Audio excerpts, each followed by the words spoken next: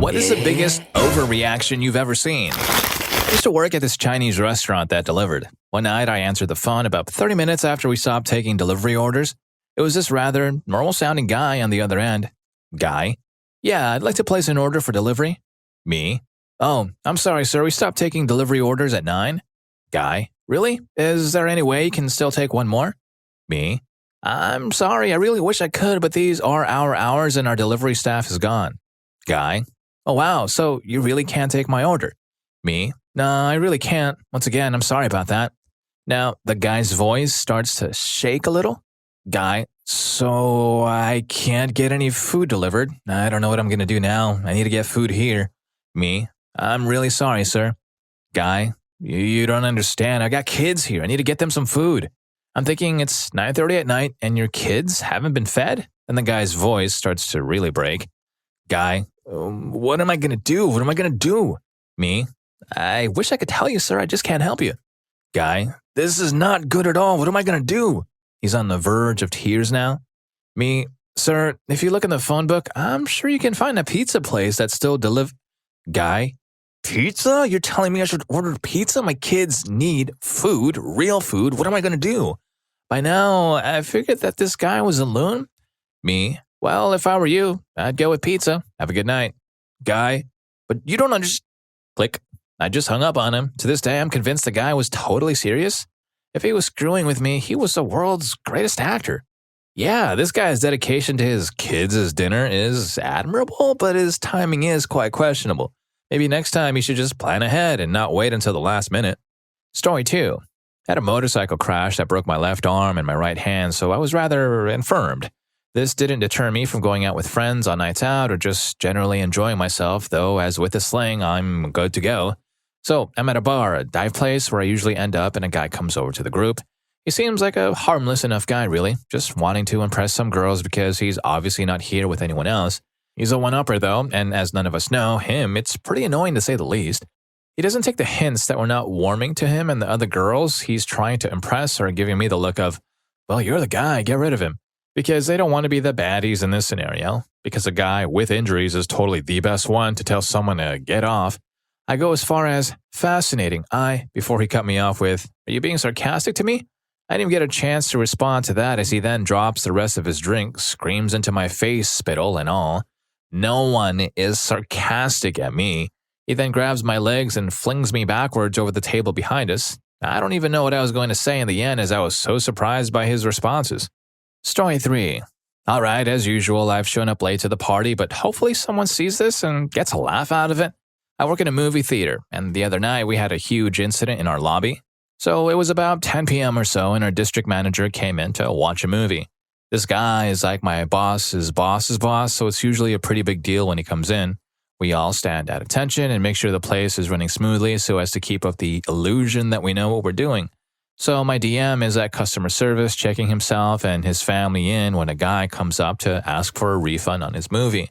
I don't really remember what his original complaint was, but he wanted a refund on the tickets he bought for him and his girlfriend, and also the large popcorn and soda he bought. The customer service person promptly refunded his ticket, but told him we would have to walk over to concessions for the refund on the food items. Now, the snack bar is literally like 20 feet away, but this guy immediately flips like we're asking him to drive to the next county. He starts yelling at this girl to just give him a refund there, and she calmly lets him know that the only register in the building that can refund his popcorn and soda is at the concession stand. He keeps freaking out, saying he wants her to just sit there.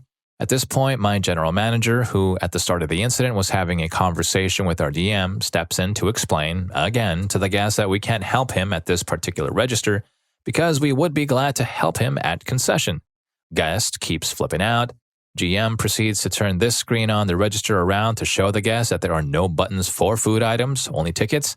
At this point, the guest gets oddly calm and says, so you're telling me I have to take this, pointing at his food items, all the way over there, pointing at the snack bar.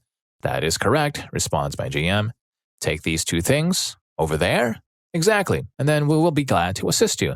The guest then picks up the popcorn and soda and says, all right. He then proceeds to throw the popcorn out of the bucket and all over the lobby and then slams a large drink on the floor. He then starts running away, being closely pursued by the GM and two security guards like something out of a Benny Hill sketch.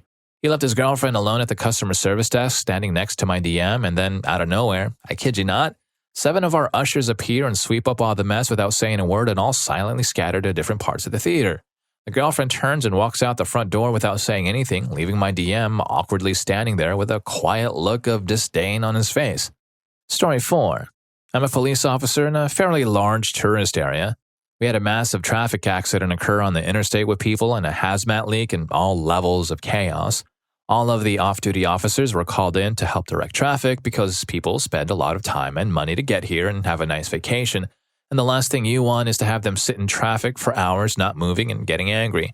So a few of us were trying to get people moving, directing traffic at a major intersection, explaining the detour, passing out maps, etc. Just doing our best to make the situation better. Most of the people in cars were awesome, handing us water since it was summer and these uniforms are so hot, joking with us, and so on.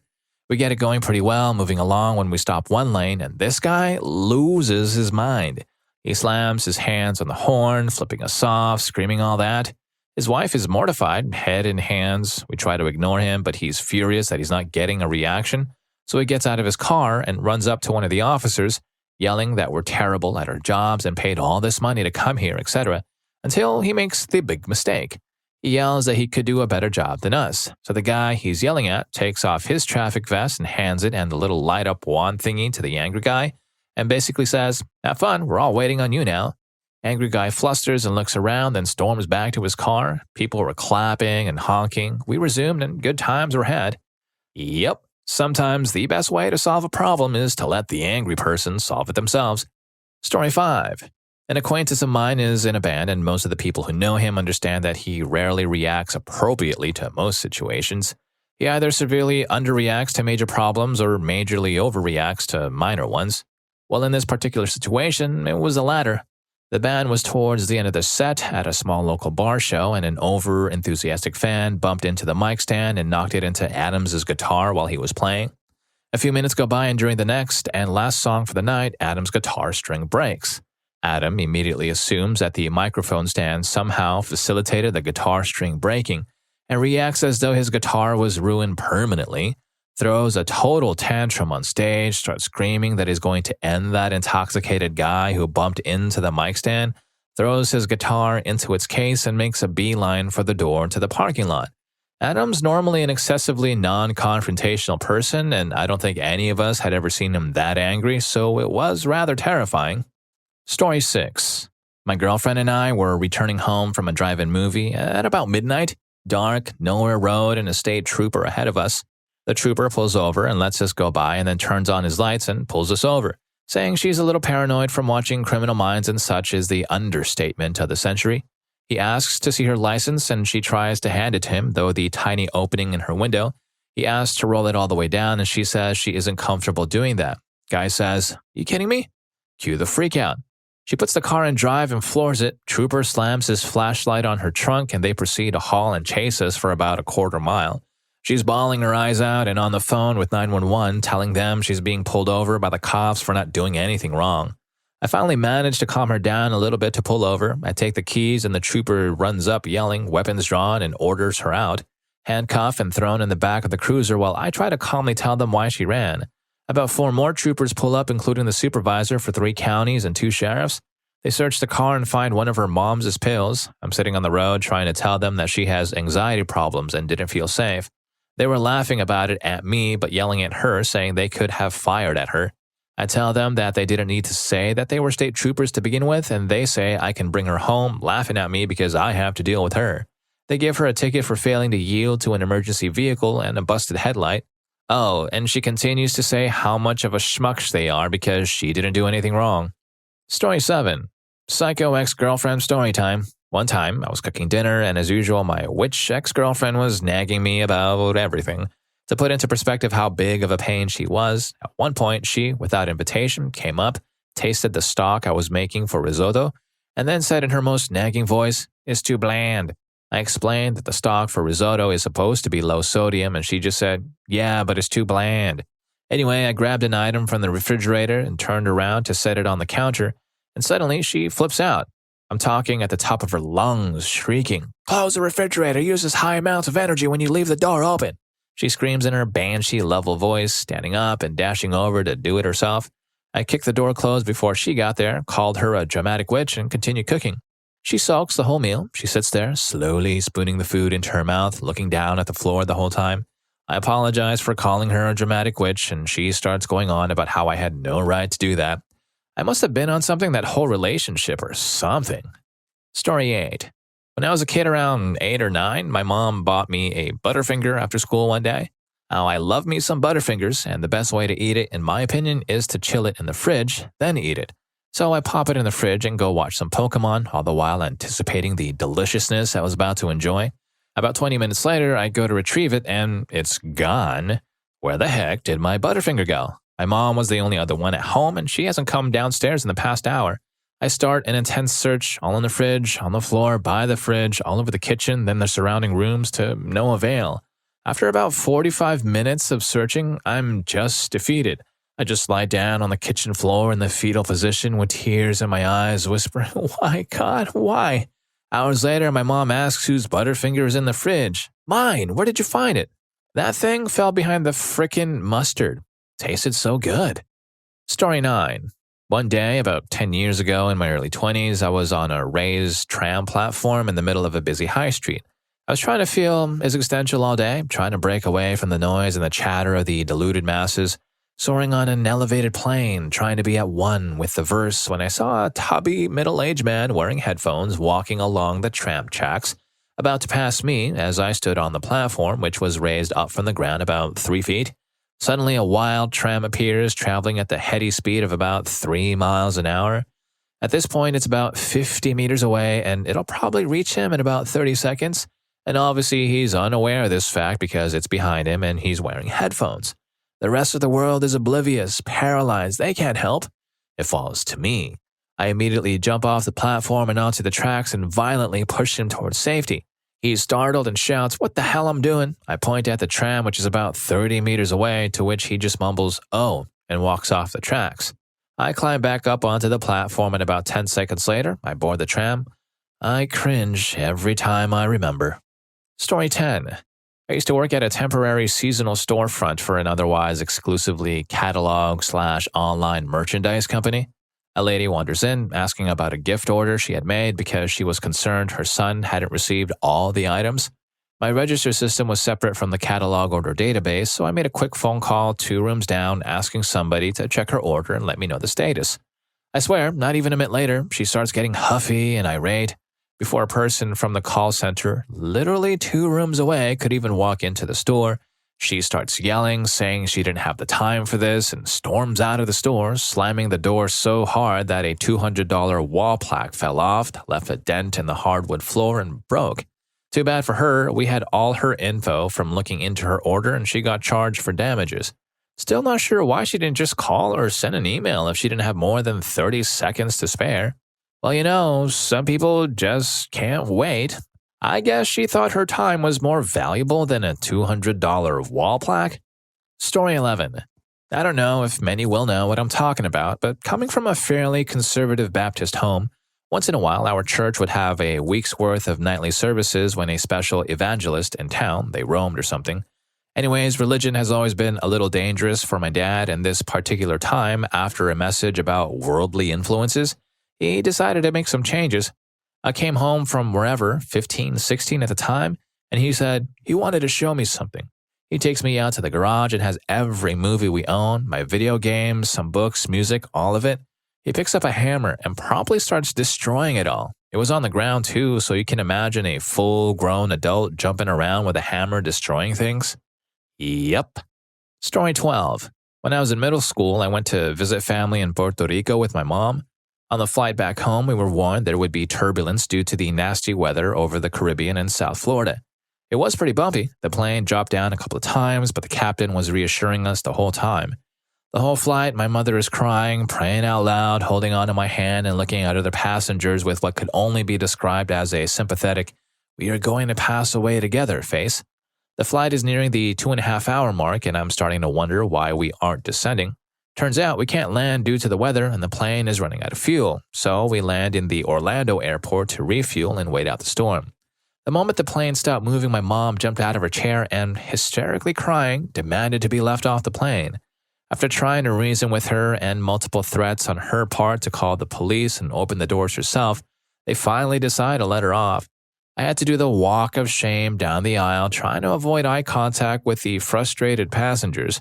We rented a car, found a hotel to sleep in, and drove 4 hours home the next morning. She never even apologized for possibly overreacting. In her mind, she saved my life. Story 13. My high school principal was a fundy loon, relevant. I never really picked up religion in any way, which always angers my mother, but it stayed an issue just below the surface as we lived with my pretty liberal grandmother growing up. I did, however, have an interest in reading various religious texts. One of them was the Satanic Bible written by Anton LaVey. It was in our school library, and I checked it out. Somehow, word of this got to my principal and he flipped, tore apart the library and staff, then called my mother and told her who knows what. I came home to find all my possessions torn from my room with only a mattress remaining. She did this while my grandmother was away on a trip. Now, I had a job for my entire high school career, and most of the items she destroyed were things I purchased with my own money, including a several $1,000 gaming rig I built myself. We ended up in a fight, and I ran to stay with another family until my grandmother returned and wreaked vengeance. Story 14. When I was a teen, I worked in a Cumberland farm. There was this guy who came in all the time for gas that I loved. He was a complete schmuck, talking to the staff like they were his servants, making unreasonable demands, etc. He'd regularly come in at 6:30 and demand that we make a new pot of coffee just for him, even though it was made between 6 and 6:15, that kind of stuff. I never understood why he was so concerned with our gas station coffee. There was a D&D across the street. So one day he comes storming into the store and demands to use our bathroom. Immediately, he actually used the word immediately, which was not allowed. I told him that we didn't have a customer bathroom. Again, there was a D&D with a bathroom about 20 or 30 steps from our store. He persisted, but I wouldn't let him use our bathroom. So he looks at me and says, "If you don't let me into your bathroom right now, I'm going to soil right here on your floor."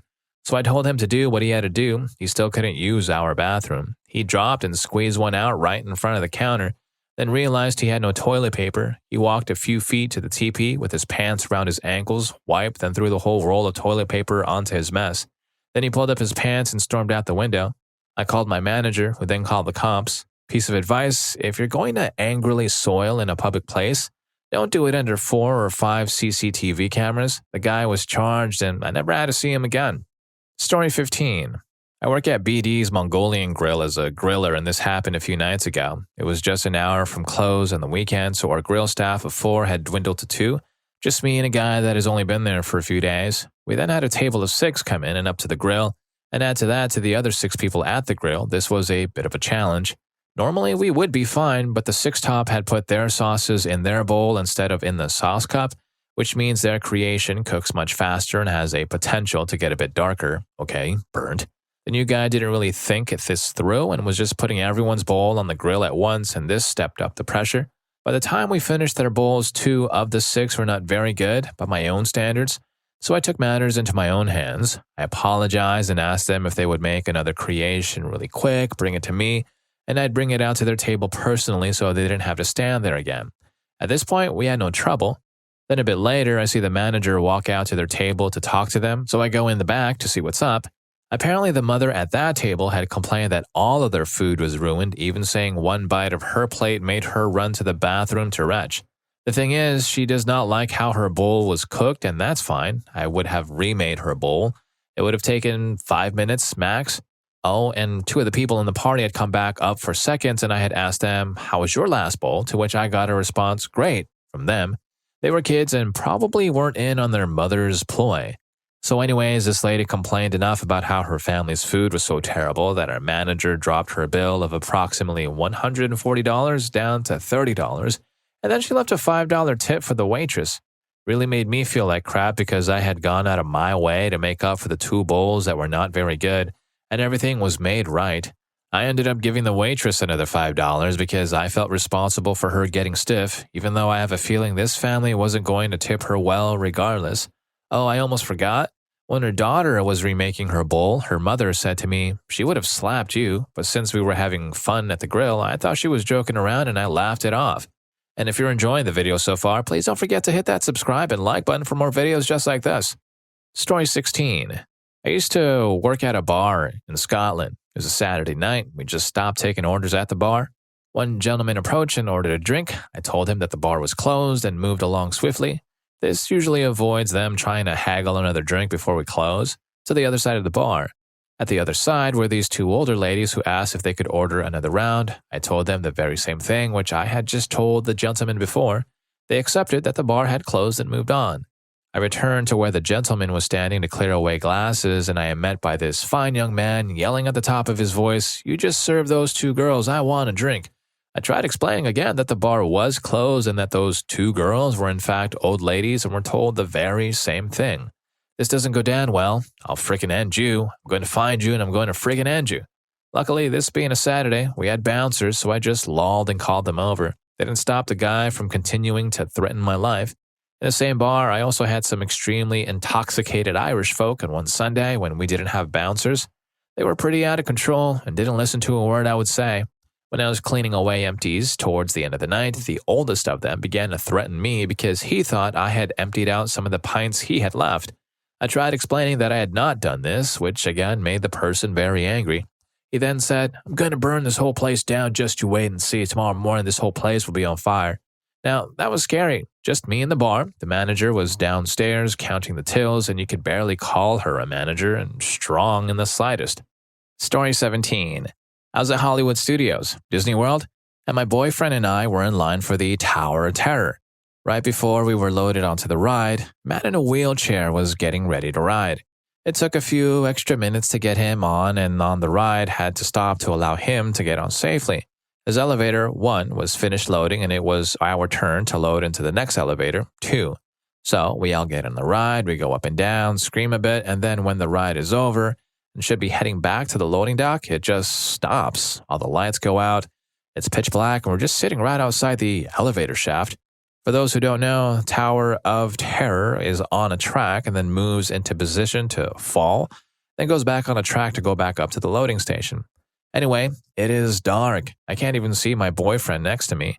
Then this lady in the back starts screaming and banging on her seatbelt to come loose. She starts yelling to call 911 and save us. Being a Disney frequenter, I know the rides stop every once in a while, especially in the Haunted Mansion. But this lady kept on screaming and was making everyone nervous. Then it got worse. We heard the elevator shaft making noises, and it sounded like another cart had loaded onto it. Even though we were not in the shaft anymore, someone joked and said, "Wouldn't it be crazy if it landed on us?" The lady flipped out, started screaming, crying. Everyone was trying to calm her down. She was yelling at her husband to save her, and he was so embarrassed he kept saying, "There is nothing I can do, honey." Her kids, about 6 to 10 years old, there were 2 of them, were on the ride and were like, "Mom, please." She kept trying to jump out of the ride and undo her restraints. Finally, the ride started moving. When we were unloaded, the lady ran out and had to sit down because she was hyperventilating. When we got out, we noticed a man in the wheelchair right in front of us. Turns out he needed to exit the ride, so they had to delay our exit, and that's why we stopped. Story 18. Back in the days of MySpace, my brother was in a band, and one night after a show, he signed a bunch of autographs for some girls. Afterwards, he was pretty tired, so instead of partying, my brother and I went home to play video games. The next day, I came home from work to his girlfriend screaming at him, claiming that he cheated on her last night. One of the girls he gave an autograph to put a post on the band's MySpace page saying it was great meeting him and thanked him for hanging out with her the whole night. So his girlfriend assumed that he cheated on her with this random chick because she talked to a couple of people that went to the after party, and they said they didn't see him.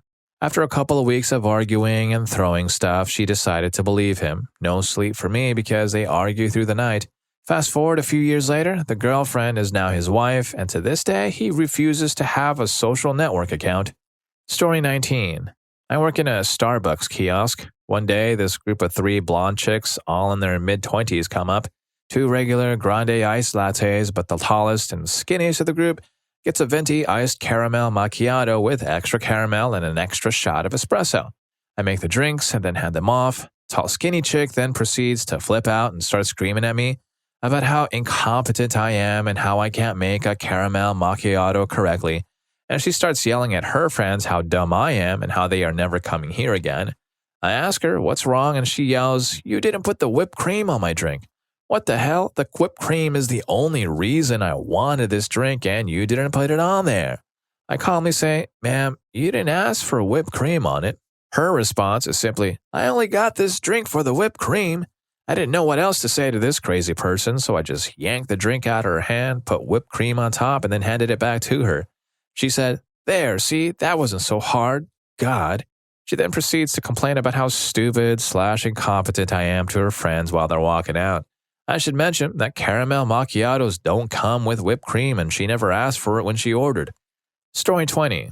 I was once working as a busboy at a CC's Pizza, cheap all-you-can-eat pizza buffet for those of you who don't know. Anyway, this particular CC's had just opened, so it was constantly busy and quite difficult to keep up with as a busboy. In order to keep the people flowing in, I essentially had to constantly keep an eye out for people leaving so I could quickly clean up their tables so that the next group of people could have a place to sit. Well, there was this one lady who had been there quite a while eating at a table alone, so I expected her to leave soon.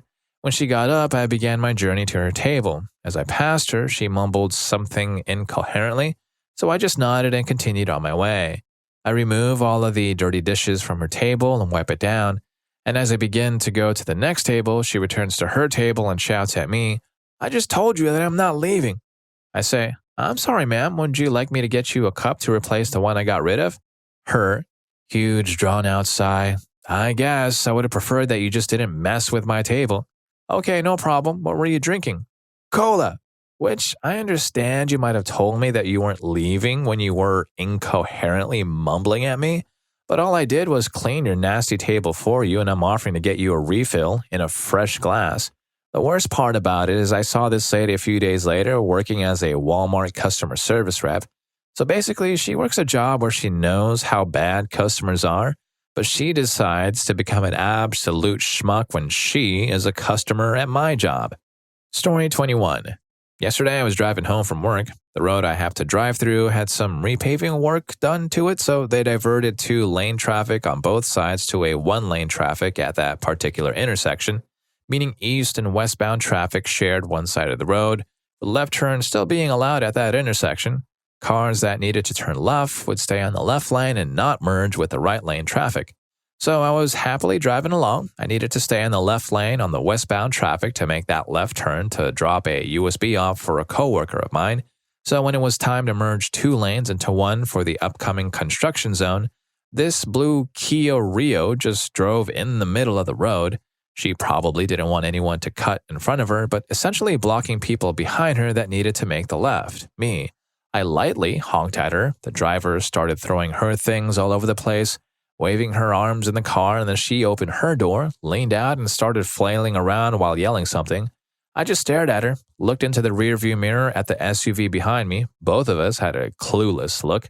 I went ahead and just slightly into oncoming traffic. There were no cars coming. It was safe to get past this crazy lady. As I was doing this, I saw her giving me a stare, then start flailing her arms and making hand gestures.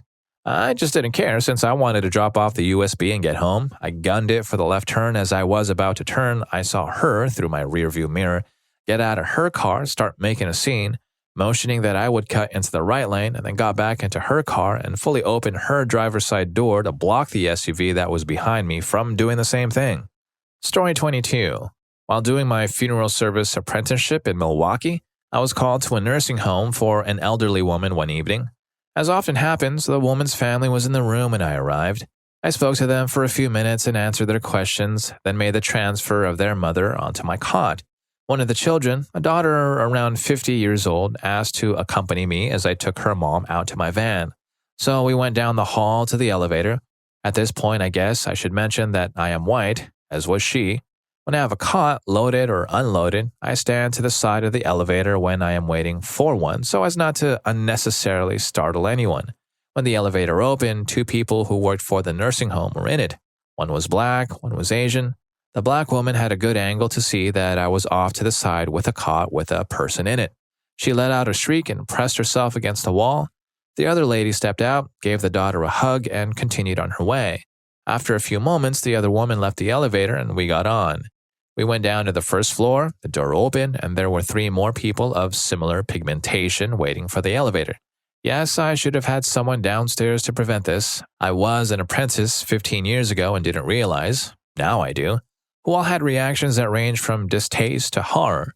One man bent at the waist, hollered, "Oh crap," and backed up like the elevator in The Shining had just opened in front of him. We left the elevator and made our way to the parking area. After I placed the cot in my van, I apologized on all of their behalf to the woman who had just watched her mother. She nodded but was unable to speak. So, thanks, superstitious, urban African-American professional caregivers. And if you liked any of these stories, here's more for you. YouTube thinks you're going to love this. I'll catch you in that video.